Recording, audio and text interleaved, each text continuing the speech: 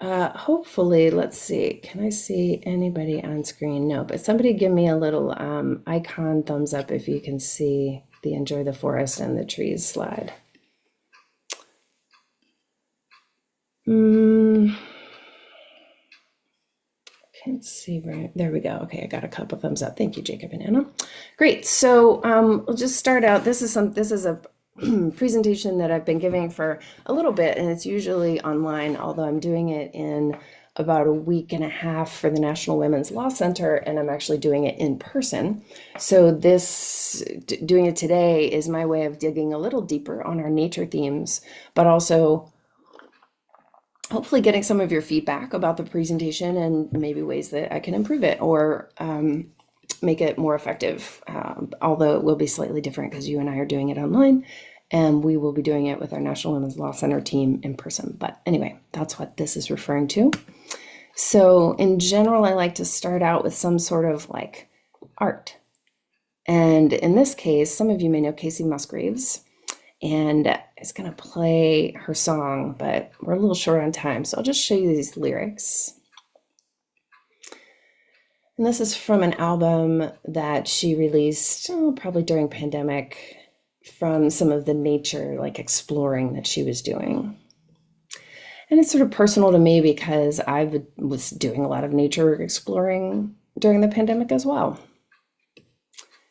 And so this creation of these cards, these 13 cards, which you've seen some of, are really about lessons learned from trees, both that I've learned and that I've learned from other experts, as well as suggestions for action. So there will be like parentheses on each page that's like what you can do, right? Not just like cool things to learn, which is always fun, but what you can do to put them in to practice. Like in this case, Shinrin-yoku is a Japanese term that means forest bathing. And it was practiced in a term obviously originating in Japan, but it means to literally like go out and absorb the enzymes the trees give off. And I encourage all of you on this Thanksgiving weekend to do that as well. Wherever you are, find some trees, find a copse, find a forest, touch grass. Opt outside, as REI says. In fact, REI has a whole national holiday the day after Thanksgiving, which is opt outside. They close their stores. I believe Patagonia does as well. And instead of participating in the national capitalist holiday of shopping and getting good deals on things we don't need, the idea is to go outside, absorb nature's benefits, engage in Shinrin-yoku, go hiking, use what you have, use it up, don't buy more. So that's our first Be Like a Tree card and how this training will go. So you've already brought to mind a tree, right? We've started here. I encourage you to take a deep breath right now, wherever you are. You're all on mute. Nobody can hear you. Bringing your breath in through the nose, holding it, filling up your lungs, enjoying all that oxygen that, frankly, some trees made for you, and letting it out when you're ready. And feeling that effect, just that grounding effect on your nervous system of one deep breath, one conscious, present, intentional breath. And I invite you to do it again. And maybe again and again throughout this presentation and throughout your day and throughout your life, right? Your breath is a constant thing. We do it 20,000 times a day. It's your constant anchor to be present. And you always can come back to your breath.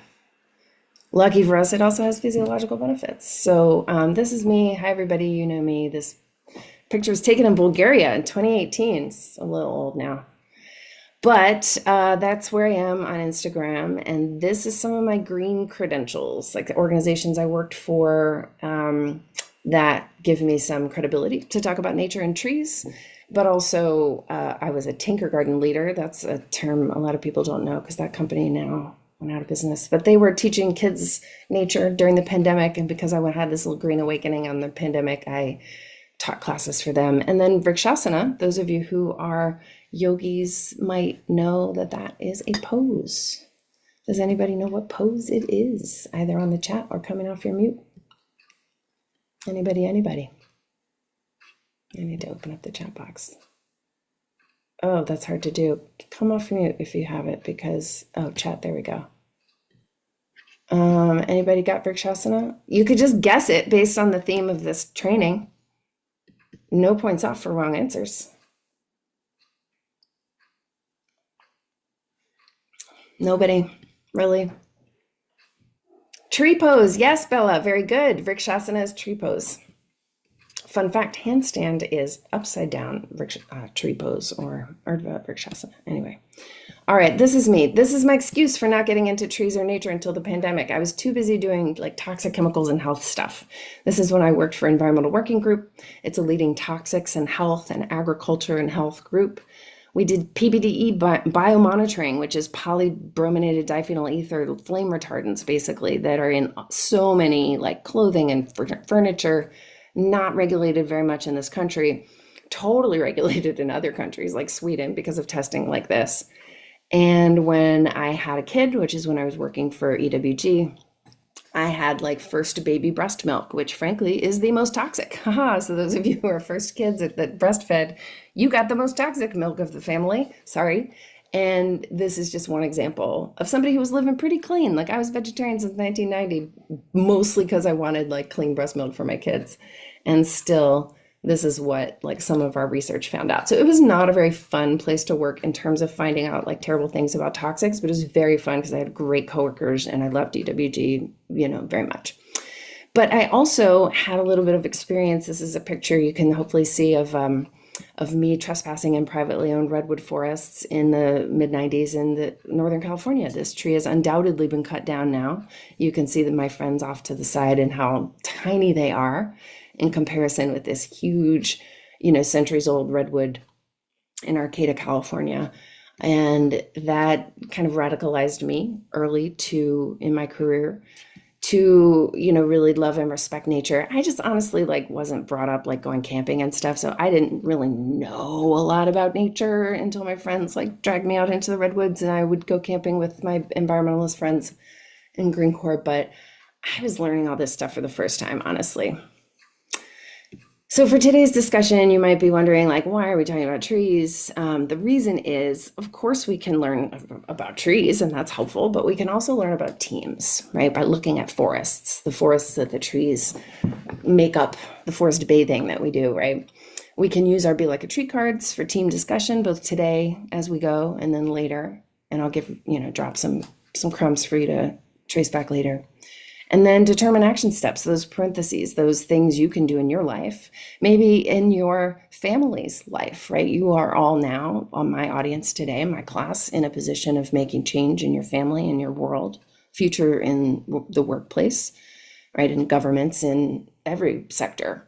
So I would love for you to take some of these action steps into your future worlds. So, to dive right in, and I'm keeping the chat open and would love to, hear your questions as we go or hear your input when I ask for it. So here's a Be Like a Tree card. It's Be Sweet. I used to work for some beekeepers and we, learned a lot about bees and taught a lot about bees. Bees collect many, many pounds of nectar that they then fan down and evaporate down to make honey. And of course, trees and their fruits delight many animals, including human animals. Drop in the chat your favorite fruit, right? Produced probably by a tree, maybe a bush. There are a lot of things we think of as vegetables, like bell peppers, that are actually fruits, right? Because they have seeds inside. But remember, you dropping things in the chat. Amanda says mango, nice. Papaya, apples. Lets me know you're paying attention.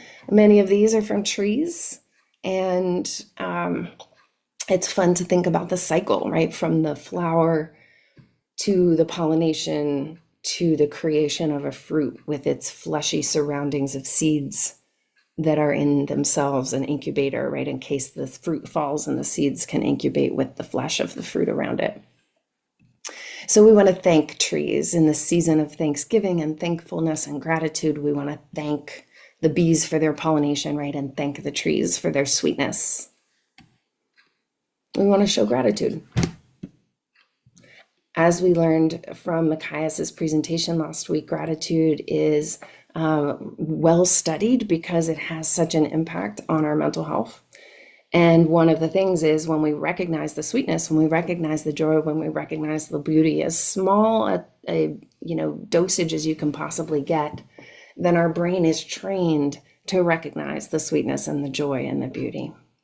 So then we see more and more. It's a virtuous cycle instead of a vicious cycle. Starfruit. Yeah, that's a pretty one. And nice tangy taste. So here's some of my tree influencers. I just maximized the chat for some reason. There we go. I have with me today my Suzanne Simard book and my Peter book, and I have listened to the Overstory by Richard Powers probably 3 times on Audible, one of my favorites. And some of you may know some of these books or know others. And it's, kind of a constant education, right? Learning about nature, learning about the 3 kingdoms, the animal, the plant, and the fungi kingdoms that we take for granted, right? Because we're not taught about them. We learn about them if we are forced to learn about them. But really, it's by personal sort of interest that we learn much about nature. And those are some of my teachers. So here's the oak tree. Some of you mentioned oak trees. And there's that's a snag outside of the corner of my house in Tacoma Park. Oak trees can be home to up to 2,000 species of those animals, plants, and fungi. They are also really productive once they are dead. So trees are not just helpful to the ecosystem when they're alive.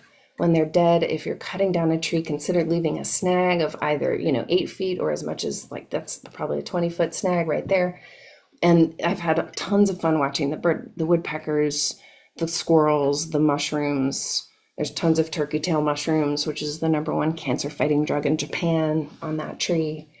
The bark is slowly peeling off. It'll be there for years to come. And it's also feeding the oak trees that its acorns germinated years ago, feeding them around it underneath the soil. So oak trees, or any trees, have a lot to give even when they're quote unquote dead. So be welcoming, not just be welcoming, be like a tree and be welcoming, but also be welcoming to the thought and the sight of dead trees. It's not as pretty to have a stump, but it's really good for the ecosystem. So your action item there is to leave a snag or leave multiple snags. So this is Suzanne Simard, that author whose book I have here, Finding the Mother Tree. And this card you can read. Give you a sec. So that snag I just showed you, that's a white oak that dropped a bunch of acorns when she was fertile. And that was when I lived in this house. I've lived in this house for 15 years. But a blight kind of wiped out a bunch of white oaks in our community, and that one went with it. And so after a few years of being quote unquote dead, I had it cut to that 20-foot mark. But a few mast years, that's when the trees produce a lot of acorns. A few mast years before she died, that tree produced a ton of acorns, which is their last gasp effort to reproduce. And so I now have tons, literally dozens and dozens of baby trees, baby white oaks in my yard. And if I mowed my yard, they would be mowed down. But because I don't mow my yard because of COVID, I just stopped to see what would start growing there. I now have dozens of teenager trees. If anybody needs a white oak, come see me in my yard that I have to either cut or, figure out what to do with, because I can't have 100 white oaks in my backyard. They're humongous.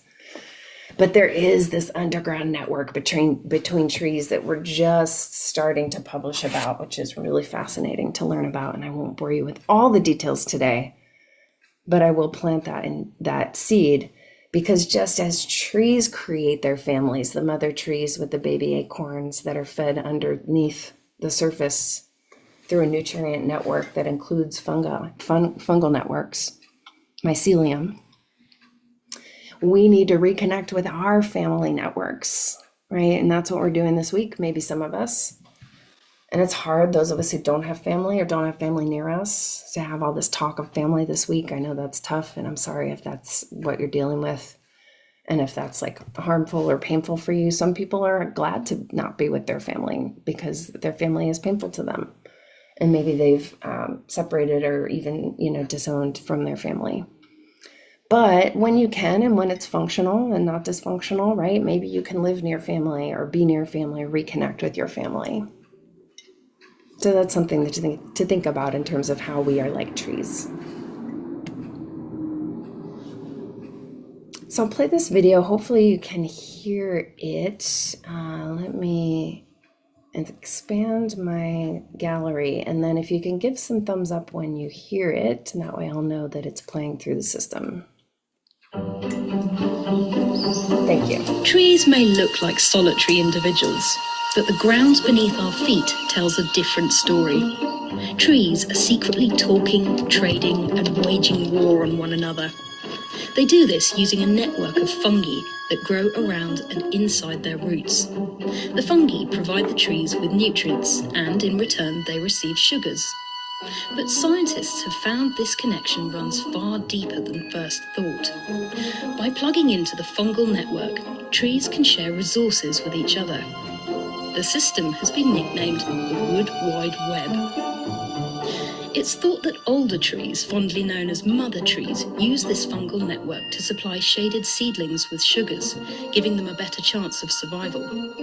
Those trees that are sick or dying may dump their resources into the network, which might then be used by healthier neighbours. Plants also use fungi to send messages to one another.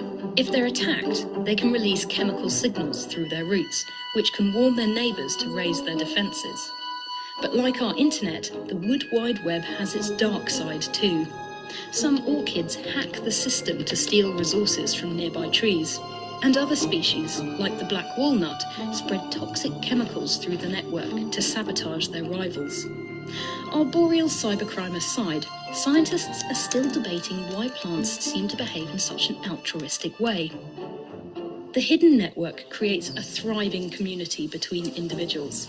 When you're next in woodland, you might like to think of trees as part of a big superorganism, chatting and swapping information and food under your feet.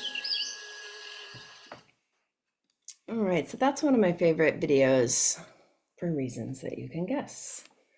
All of the references to our human communities and thinking about how these kingdoms, right, the animal kingdoms, plant kingdoms, fungal kingdoms, are all working together in a healthy ecosystem to enrich the soil, which is, of course, the basis of all life, all agriculture, and to, frankly, provide air and clean water, which are the basis of life for humans and all animals. But all of the community, and even like that black walnut, like the toxic black walnut that is like the one that makes the whole workplace toxic. Like there's so many metaphors, right? So back to our Be Like a Tree cards. Stay connected, as we just heard in the video, and as Suzanne Simard writes about in Finding the Mother Tree.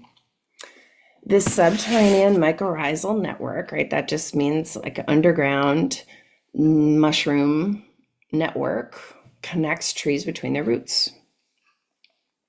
And so just like we used to write postcards, we still do. I love postcards. I'm having 4 postcard events coming up in early December. If you're around, please come to one. Check out my Instagram for the details. I love sending things through the mail. We used to have twice daily mail pickup and delivery in the not too distant past. And now we have an administration that's trying to kill off and privatize basically the US Postal Service. But if we perfected our fungal networks, we could just send messages underground like the trees do. But until then, until the US Postal Service is dead, please write a note and send it to somebody. We've talked about this in class. We've even made envelopes for it. And I encourage you, now that you're home, you might not have the envelope, you might not have the note, but you can make your own. Or as Micaiah showed us, you can express your gratitude through a verbal delivery, right? Or other methods. We have lots of ways of communicating with each other now, but never underestimate the power of a little note. So moving on, I'd love for you to take a look right now at your palm and go ahead and marvel at the similarities between the picture on the screen of the leaf and the picture in your palm of your hand. Because we're just, all of this is connected, right? Biomimicry. We have systems that work and we imitate them, right? So a tree has these systems to photosynthesize the light, creating sugar, storing carbon, moving, right, their sap, their water through their network above ground, and then their root system below ground. And we have a very similar system. Look at our veins, right? Look at our literal skin and even our neural networks. So go ahead and take a deep breath, because as we appreciate, right, the oxygen that trees and leaves and all plants provide as they photosynthesize, we are symbiotically creating carbon dioxide that, yes, warms the planet, but also gives the plants their food, because that's what they take to take out the carbon and release the oxygen. So we have a whole thing going on. So thank you, trees. And don't forget to breathe deeply when you go outside. So here's that picture again, because you can see the thickness of that redwood bark. You can be like a tree in real life and grow thick skin, so to speak, right? That's a figurative thick skin, not a literal thick skin. But in the literal world, bark helps trees resist pests and disease, and it also sometimes is part of the reproductive strategy. Like conifers have fire-resistant bark, and their cones, some cones of certain conifers require fire to break them open. Their seeds do not open up or release until there's a fire, and the bark is resistant, and so the tree survives, but the cones release. So nature has a plan. We muck it up all the time as humans, mostly for money, sometimes out of ignorance, both. But anyway, learn better, do better, right? But in terms of metaphors, we as humans should grow a metaphorical thick skin, and if you're playing guitar, a true thick skin, so that we can resist the barbs of life and the fires of, I don't know, the hell of this current administration, for example. I don't know, just an example. Anyway, back to biomimicry. Remember that tree you were thinking about earlier? Did you sketch it? Did you sketch its bark? Did you sketch its cones? Does it have a berry or a fruit? Does it have a flower? Does it have a root? Have you ever seen its roots? Roots are below ground. Right? Think about that tree, or look at that tree again. Maybe go back to sketching it, bringing it to mind, thinking about how little you actually know about how a tree looks. And guess what? The etymology, the word root of tree is dendron in Greek. And that word we've used for other things. So dendron, which is another term for dendrite, is what we call our neurons in our brains. It's the branch at the end. See that? Looks just like a tree, right? Right, because just like our skin looks like the leaf, our neurons look like the tree branches, because it's an effective network. It works. Nature figured out it works over millions of years. Humans figured out it works. And we, when we create, like, seating charts for offices or flight paths for airplanes, whatever, like, we learn from nature. We learn from the efficiency of what's already been figured out for millions of years. And we even called these things after trees. Remember that word for tree is dendron in Greek. So we're like, yeah, it's just like trees. We'll call them dendrites. And underground, the mycelium network is very similar, right? It's got all of these endings, it's got all of these delivery systems, all of these fingers, all of these hyphae, which is the tips, the individual strands of mycelium as a hyphae. And fungal networks have figured out how to be really efficient, take up a lot of space. So think about those roots that we never see. Those roots are what hold trees up. And if we think of our roots as our self-care, right? What we do to keep our body strong so that we can like keep going in life, essentially. Then we have to like deepen our roots. We have to make sure we're sleeping enough, make sure we're drinking enough water. We have to deepen our own roots of self-care because that's what keeps us up in a storm. Like when the storm hits and the shit hits the fan, metaphorically, ugh, God, hopefully not literally, we have to be ready. We have to be well rested. I think about, like keeping my gas tank full and keeping my, like water bottles full, whatever, hydrated. Like, because, like, what if the storm, you get your go bag ready to go? Like, what if the storm hits? You gotta be ready.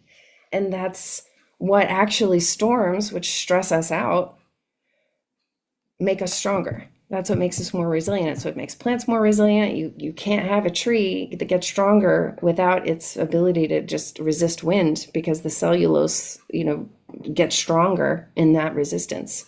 Just like you can't get gains at the gym, bro. You can't get there without protein, creatine, and resistance, right? You have to go to muscle failure so that it can repair itself and get stronger the next time.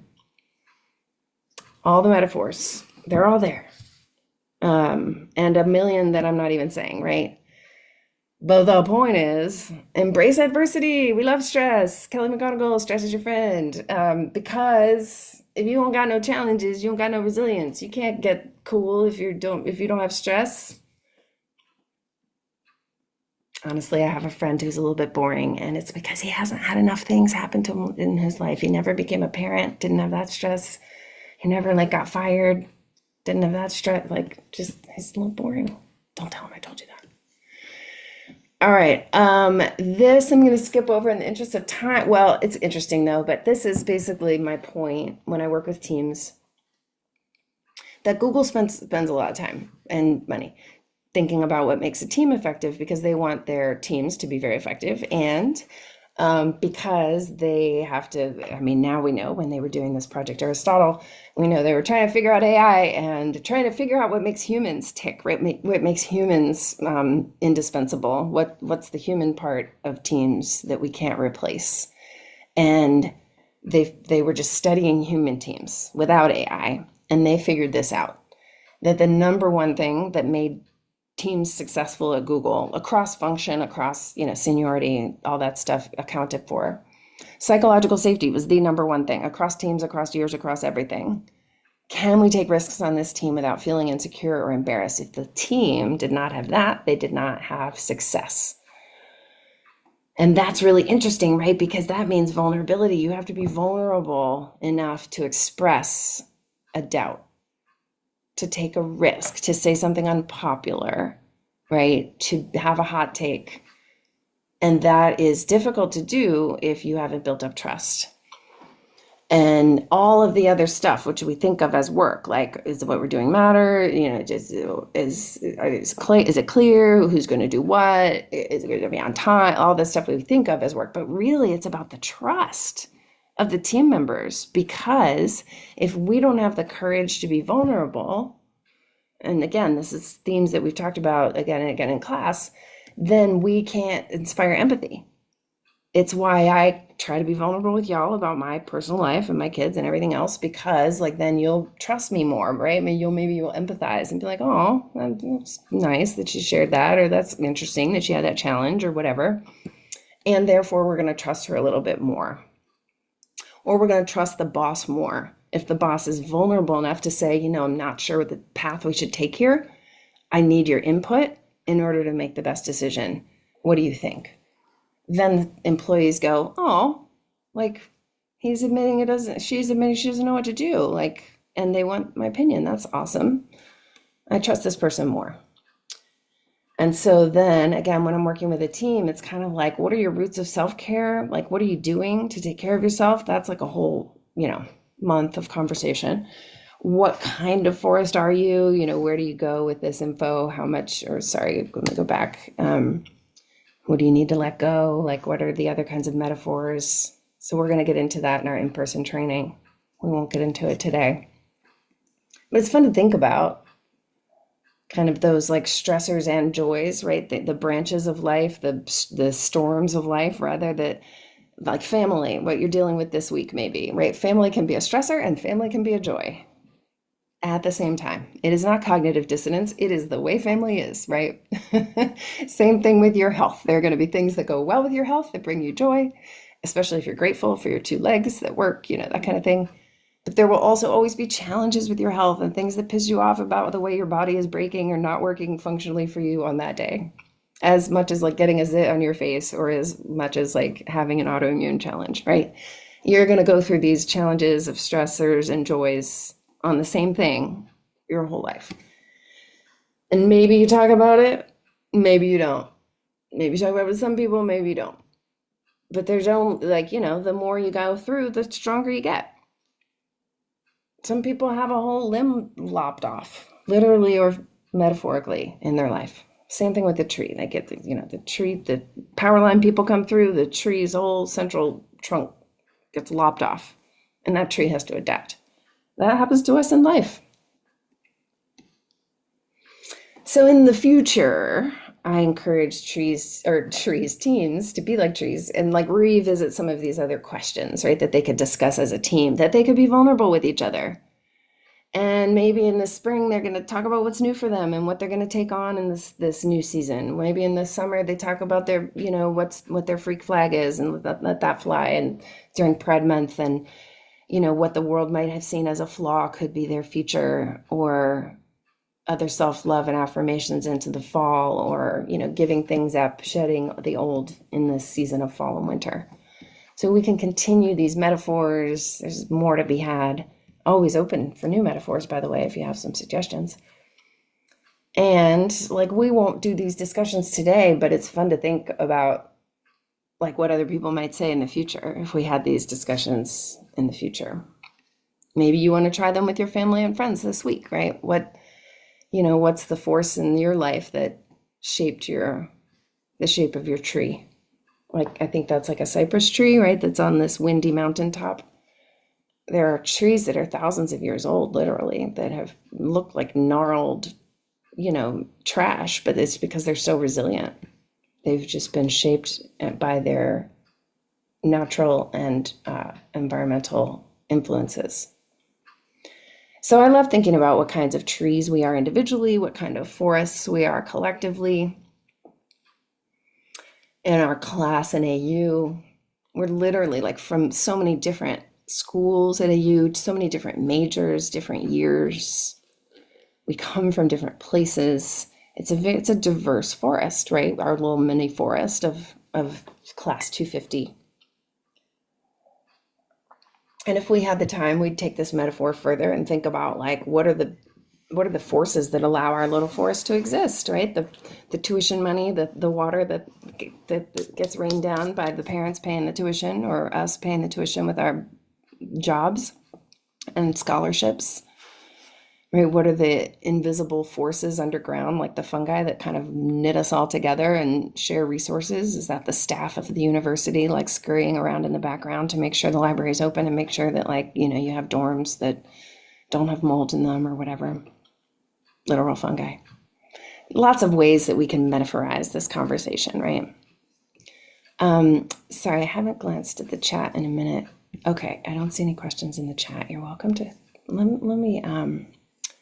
me ask you, just make sure you're still listening. In the chat, put another like metaphor, something that you think of, if not your individual kind of tree.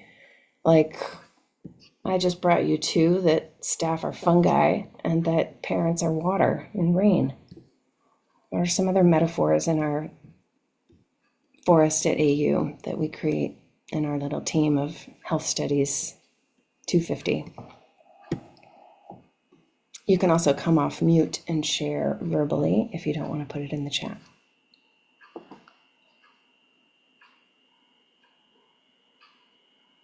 Go on.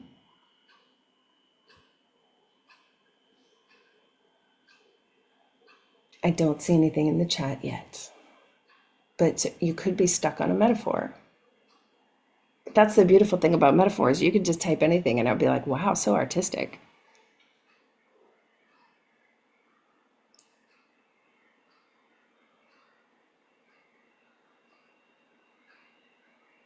Really? None of you are listening?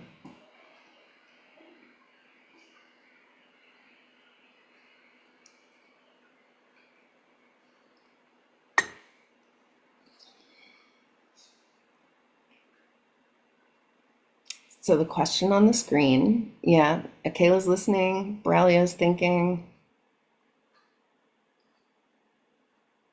Yeah. Charlie, I will point out that I think I mentioned this when we did our lineup activity a long time ago that like children know like dozens of corporate logos, right? Like we know all the corporate logos, just cars. We know dozens of probably car logos alone, not to mention clothes and fast food restaurants and whatever. But we just know so little about the fundamental like beings of life on this planet, which are trees and mushrooms, really. We know so little about them. Um, but, when we think about like a forest needs light, a forest needs water. Does a forest need food? Forest kind of makes its own food if it's like an ecosystem, right? But it might have some like animals that drop bear poop, right? So there's fun with metaphors that could be had, like um, at American University, like who's the bear that like poops in the in the forest? Who's the walnut tree that poisons all of the ground around them? Who's the sun that keeps everything going, right? The donors to the university. I don't know. Anyway, I won't torture you anymore with requests for metaphors, but it is fun to think about. And to think about what kind of tree you are. Like when people go to forests, campuses that are arboretums, a lot of times they grow attached to a particular tree or have a favorite tree upon graduation. And it's fun when you come back to that campus to like visit your tree and see how your tree is doing, right? See how much bigger it is. So maybe you'll find a tree literal on American's campus that you like. Maybe you'll decide what kind of tree you are, what kind of tree you are similar to. And maybe you'll take some of these actions. These are just all of the parenthetical things that I provided during this training, ways that we can be like trees. And the themes that you'll notice, those of you who, are pretending to pay attention in class, is that this is all the stuff that we talk about anyway with strategies of stress management. I mean, maybe not all of it. We haven't talked about not taking stuff personally, but that's a really good one too. And we have a lot to learn, right? A lot more to learn about trees, as Charlie pointed out. Like, we just don't learn it as a society. As my books keep pointing out, like, we're still learning so much. Like, year by year, we're learning, like, this is all very recent science, what I showed you today, in the realm of like the last few decades. And we have so much more to learn about the world of fungi as well. So, like, I encourage you to keep learning about trees. And I'll play just the first, I think I played this once in class, but like the first 60 seconds where Suzanne Simard, this is the author I was talking about, um, rattles off a bunch of trees and see if you don't recognize some of the references, cultural references to trees that she lists here. Thank you so much. I just want to say a few names of these relatives. Grandmother tree, grandfather tree, father tree, mother tree, tree people, the tree of life, tree of knowledge, the banyan tree, the Bodhi tree, the cedar tree, the yew tree, the birch tree, the mother trees. Throughout our cultures, we have honored the trees. Through Judaism, Christianity, Buddhism, Islam, Taoism, Shintoism, Coast Salish, Kwakwakiwak, Haltzik, Haida, Haisla, Tsimshian. The trees are always with us. They clothe us, they shelter us, they care for us, they soothe us. We see them as symbols of life, of wisdom, fertility, continuity, growth, understanding, hospitality, generosity, peace. Oren talked about peace, friendship, spirit. The mother trees. So I've spent my life studying these trees because this is where I come from. I come from this forest. I grew up here. I had my children here. I have two daughters who live and work in. I'm going to stop there, not because I don't want you to hear it. I do, but because those of you, has anyone read The Overstory by Richard Powers? One of the books that I had up on the screen. If you could flash a thumbs up or an emoji if you have. It's an incredible book. It's won a ton of awards. People say that it's a little bit unlike his other books. It's like a very kind of prophetic book, and it's long, but worth it. Anyway, he name drops this author, Richard Powers, lives in the Great Smoky Mountain National Park, which is the most biodiverse national park in the world, probably, but in the country for sure. And it's like straddles Tennessee and North Carolina. Go to it if you can. I still haven't been there. I really want to go. And he name drops, Richard Powers, 300 trees in the book. And the book is incredible at weaving together the story of these trees, but also the well, you'll see. But one of the main characters in the book, the human characters, is based on this person, real person, Suzanne Simard, and who just spoke.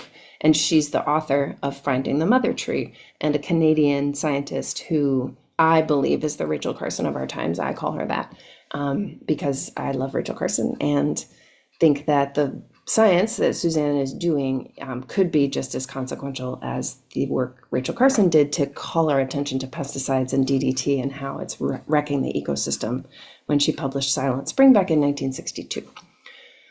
So I'm going to end this, be like a tree lecture there. There are a couple other slides that I sometimes share with teams about teams as we get into that forest conversation. But I do have another thing to share with you. So we're not done, but I want to either have you turn on your camera and come off mute and say a few words, or type a few words in the chat, just to get some feedback, like right away on this deck, on this training experience that you just had from me to you in the last 40 minutes.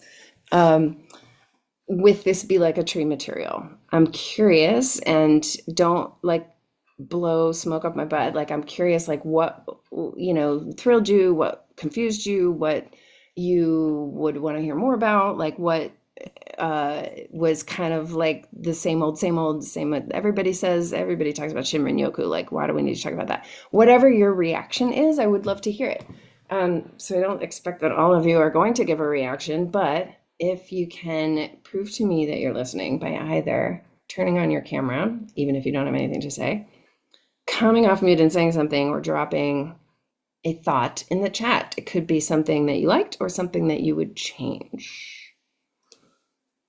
Special points, not that I'm giving points, but special imaginary points to anyone who has a suggestion of something to change, because that's harder to both come up with and to say to someone in power. Braulio is sending a direct message, so I will not read it in case he wanted it to be private, but it's about the communal part of the tree metaphor. So thank you for participating, Braulio. I know that you're listening. And those others of you who have sent me direct messages, either on purpose or by accident. Who else is listening? Who else has a comment? Complimentary, constructive, satirical.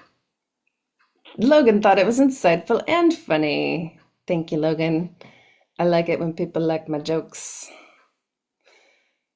I don't know how political I will be, but generally the people that hire me to do trainings are of the same political bent as me, and so I can usually sneak most of my like under the radar commentary in there. Thank you, Anna. I don't love tooting my own horn, but I do agree that in this case, having pictures of me and a little bit about my background gives me some credibility, but also like shows my personal connection. Kayla shared privately that she was attentive because she hasn't learned that much about trees, which again is one of my contextualizing points. All right, thank you, Charlie. So yeah, this is part of the training material that Nonprofit Wellness uses. Nonprofit Wellness is the nonprofit that I co-founded with Taisha Powell, my educator co-founder. And you can see James's comment. Oh, thanks, James. Yeah, I am just fascinated, James, that like a tree has a whole mirror structure of roots underground that we never see or think about. Like you think about all the depictions of trees, like in art and whatever, and very few of them have the root structure, but that's like half the game. But we just don't see it, so we're like, nah, out of sight, out of mind. But it's incredible what's going on down there. Thank you, Dayton, that you liked being challenged by the metaphor. Hopefully, you'll come up with some great answers and we can talk about it more in class. Maybe this will be part of our final activity. Thank you, Addie. Thank you, Jacob. Um, well, again, always open to suggestions of how to make it better, how to make it more interactive. Obviously, when I'm in person, I will be able to like see nods and like see who's laughing at my jokes or like see, like I can kind of like get a better sense of the audience when I am in person. And I can also, as you know from class, right, I can facilitate more conversation in class when oh, thank you, Mingbang. Um, I just, I like asking thought-provoking questions, but it's tough because some of them are too thought-provoking, like you can't answer them right away. So hopefully I asked some questions that you were able to jump right to and get to efficiently, and some that'll linger with you, and those are called way homers. You'll think about those on the way home. Um, or when you look at a tree next, or when you take your family out. And, if you want, by the way, if you want like an app for trees identification where you just shoot the phone, you know what apps are. You just find out what kind of tree it is. It's like error prone, like anything, but there's a bunch of them. I use Seek, I've used Picture This, but get the free versions because they're kind of pricey. You pay like 30 or 40 bucks a year for the paid versions. So just use the free ones until you get tired of the errors. Um, all right, so more compliments and constructive criticism welcome. But I'm also going to share one more deck with you because I made it just for you. The Be Like a Tree deck I did not make just for you, but this one I did. Why is this grayed out? Why is it not letting me share? You are screen sharing. Okay. It doesn't seem like I'm screen sharing. You all can't see anything, can you?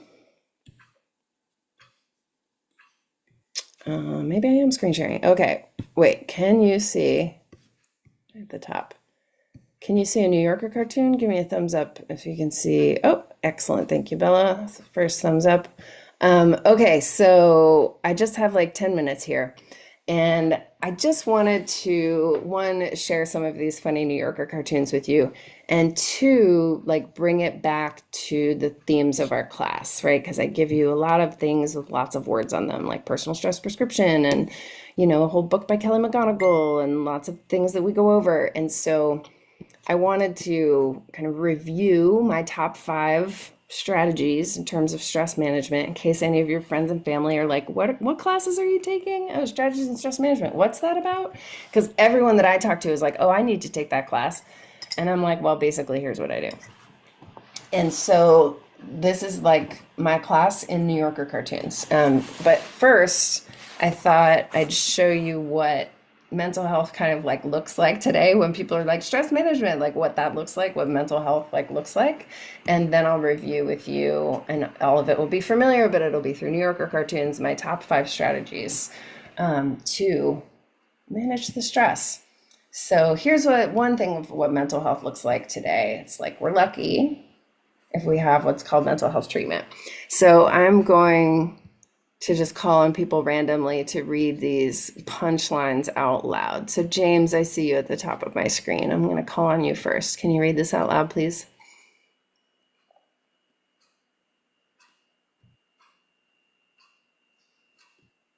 James, are you there?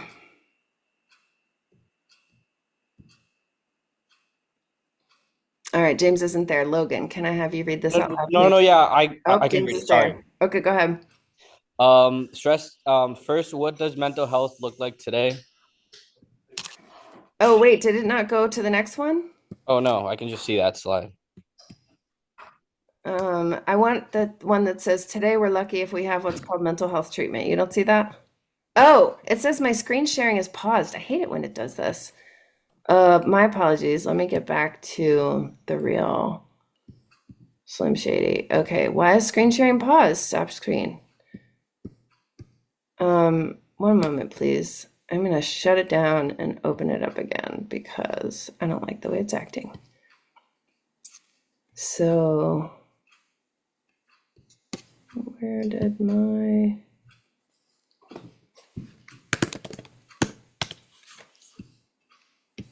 little anticlimactic read a cartoon that is not there.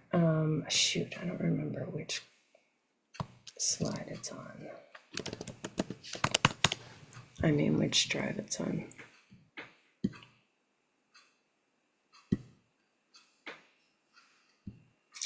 Is it this one?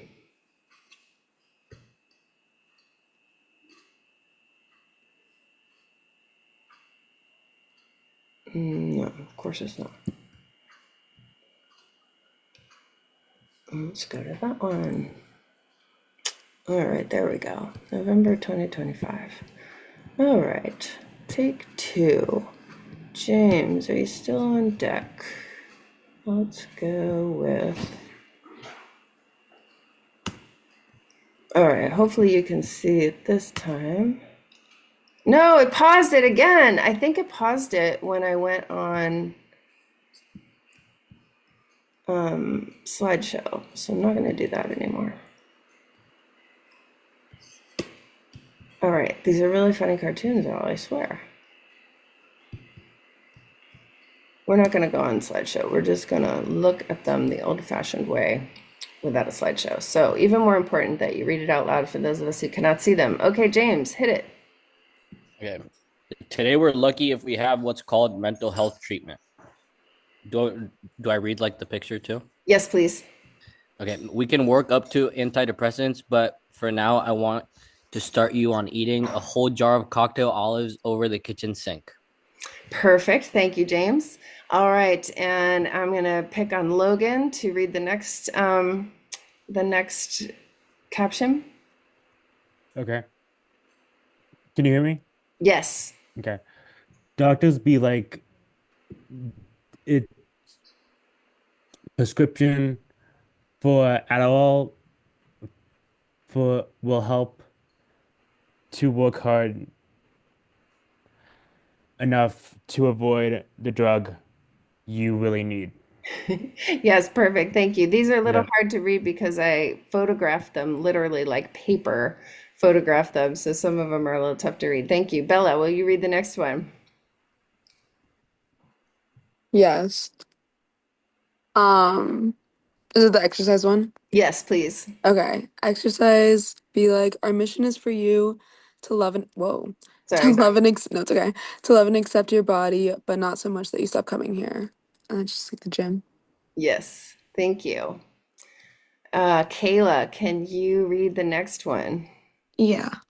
Therapy be like, I do think it would speed up things if you would follow sorry. I do think it would speed things up if you followed my social media. Thank you. All right, Jacob, can you read the next one, please? Yeah, sleeping be like, I love to be a morning person, but I like spending my nights awake and racked by crushing anxiety too much. Thank you. Browley, or I don't know, Braulio, you might not have a microphone. Addie, can you read this one? Yeah.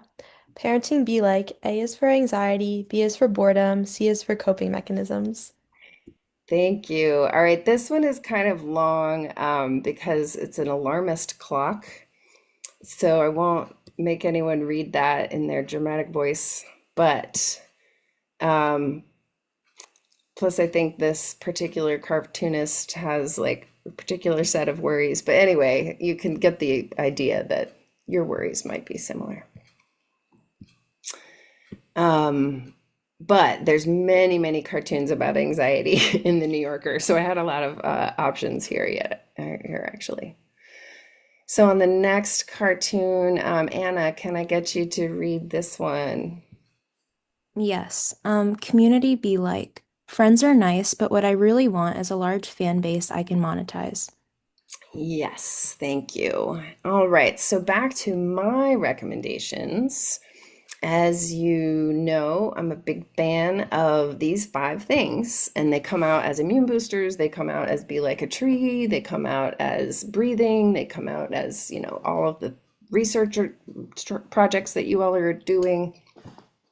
And most of the stuff that I teach or lecture on or whatever can kind of be lumped into one of these 5 strategies. And so I won't ask you to read them out loud right now, but I'm going to show a cartoon that shows each of them maybe in action as we think about our proactive strategies for stress management. So the first one is to move, and that is one of Kelly McGonigal's big pushes. As you know, she did that podcast with Dr. Chatterjee on movement. She wrote a book on movement after she wrote the book that we read for class. She's a fitness teacher herself, as am I. And we, just have a ton of science here around movement. So here's a just kind of silly cartoon. Ridwan, would you mind reading this cartoon of the dinosaurs? Yeah, move.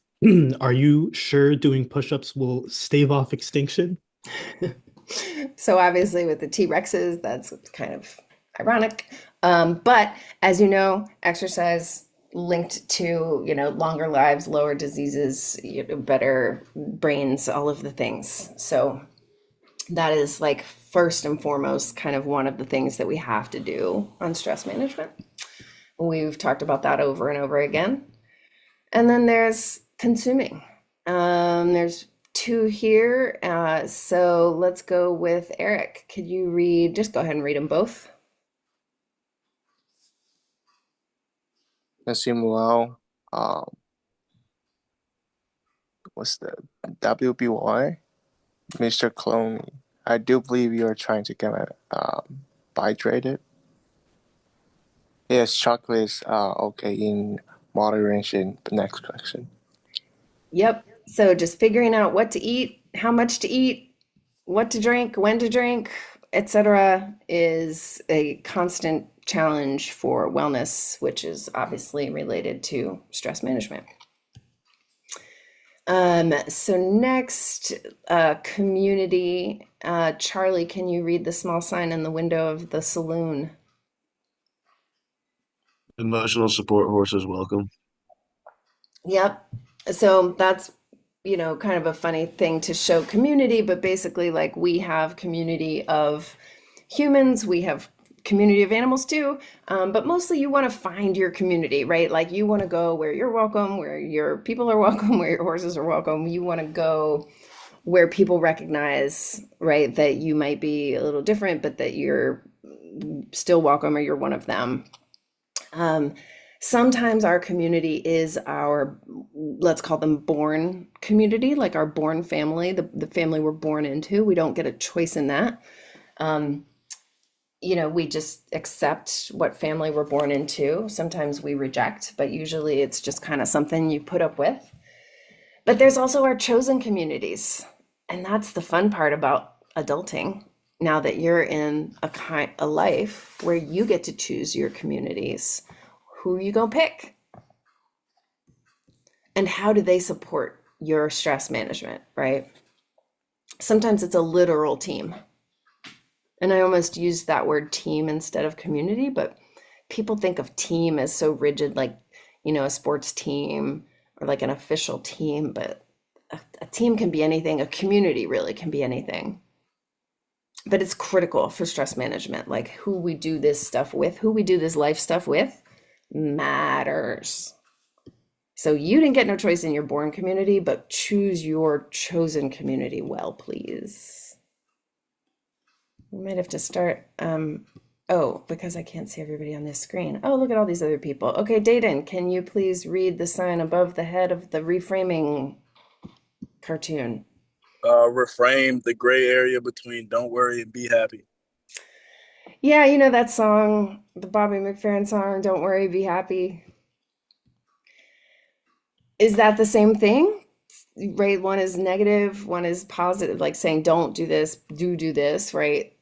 But like framing is the bottom line of so much of our stress management. It's literally what gratitude is about, right? We are searching for things that we are grateful for, and we train our brain to be reframing situations like, oh, it's a rainy, cold day, but I get to wear my warm sweater, yay, or whatever the reframing is that you're going to do. It's critical. There's tons of science on it too. And so this Rosalind Roz Klug, oh, what's her name? Roz Chast. Roz Chast. She's one of the most famous New Yorker cartoonists. This Roz Chast cartoon is kind of making fun of like that gray area between don't worry and be happy, because they're kind of saying the same things but in opposition language. And it just points out like we get to choose, right, how we see things. So when you can, like, see the silver lining, like reframe the situation, talk to yourself like you would talk to a friend, and don't just see everything as shitty or toxically positive, right? There's you can do it the other direction as well. So there were such good ones about attention that I divided it up into future, past, and sort of present. So let's see. Who hasn't read yet? Ella Stevens, can you read the caption on this one, please? Yeah. Attention future. I'm not worrying. I'm warding off tragedies by constantly anticipating them. Thank you. Yeah. It's pre-rehearsing disaster is what Brene Brown calls it. So this is anxiety, y'all. Like, you're warding off tragedies by constantly anticipating them. No, of course not. Of course we're not doing that. But we think we are. We're pre-rehearsing disaster so that when it comes, we're ready. Got to shift that mindset, right? But it's hard. It's way easier said than done. Way easier said than done. Oh, Mia, you haven't read yet. This is kind of a long one. Go for it. Attention past. I am the worst possible thing you could say at any given moment. Mind if I just bang out here in front of your face for your entire life. Yeah. This is that, like, you never forget that thing you said that was embarrassing, right? Or like there's always like this threat that you're going to say something dumb and you worry about it. That's what this is about. Those of us who have said a lot of embarrassing things, like me, both in multiple languages, like this is a constant worry, but you have to just let it go. Gotta let it go. And then I'll read the last one, whoops, which is, I'm relaxed enough that I've stopped thinking about the drive here, but I'm not so relaxed that I'm not thinking about the drive back. And so like, this just is such a contorted way of avoiding this beautiful present moment at the beach that is our life, right? We have these beautiful moments, maybe not at the beach, but beautiful moments nonetheless, all the time, every day, moment after moment after moment. And we're constantly like, thinking about the drive here or thinking about the drive back, and it will consume our lives if we let it. So I hope that you will remember that if you remember nothing else from the course, you remember that these 5 things are our best strategies, and that attention really is about like your attention, which is being commodified by social media, etc., and what you're doing with it, right? Are you in nature? Are you in the present moment? Are you listening to music? Are you sleeping and resting? Are you meditating and mindfully doing one thing at a time, right? Attention is the big one. But they're all important. Which one's the best one? I don't know. Okay, it's 2:10. It's 2:11.